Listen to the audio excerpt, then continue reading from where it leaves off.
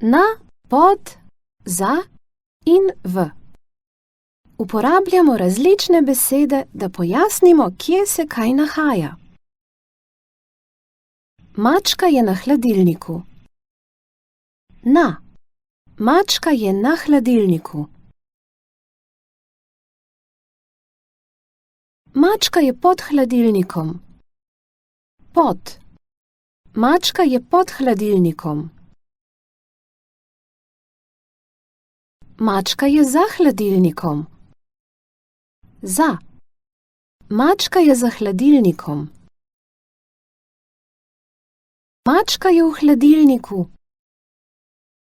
V. Mačka je v hladilniku. Na, pod, za in v.